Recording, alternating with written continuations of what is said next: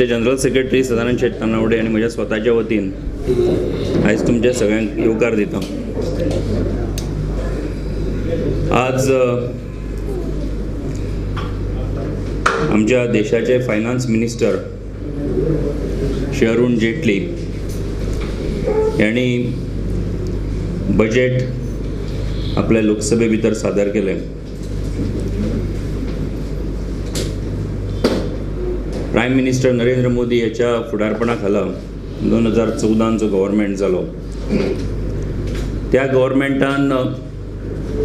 आमच्या गव्हर्मेंटान फाटल्या तेन्नाच्यान ह्या देशाक एक इन्क्लुझिव्ह डेव्हलपमेंट,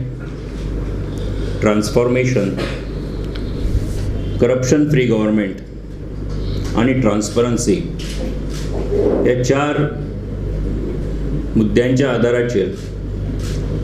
सरकार आणि गव्हर्नन्स अशें दोन्ही दिवपाचें मोख दोळ्यां मुखार दवरून काम सुरू केलां. 14चो बजेट, 15चो बजेट आणि 16चो बजेट हे जर आमी पळयलें आणि आमच्या आयचे बजेट जर पळयलें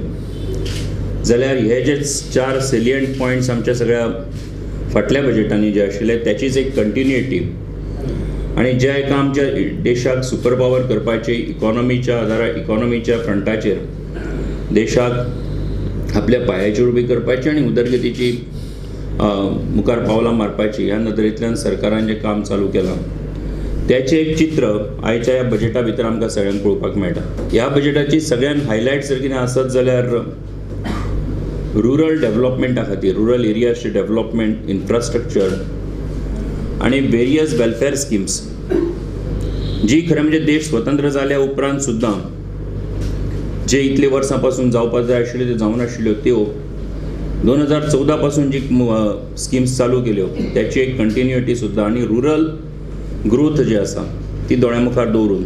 खरें म्हणजे हे बजेट जे आसा ते प्रेजेंट केल्लें आसा आमी पळयतात. आज सगळ्यात महत्वाची गजाल ती म्हणजे जो टॅक्सेशना भितर सगळ्यात व्हडलो सामान्य मनशाक जो रिलीफ दिवपाचो एक डिसिजन घेतिल्लो आसा, जो प्रपोज केला ह्या बजेटा भितर, आणि तो म्हणजे इन्कम जेंचे 2.5 lakh, if the income is between 2.5 lakhs to 5 lakhs, तो जो इन्कम टॅक्स लिमीट आसा ते it has been brought down from 10% to 5%.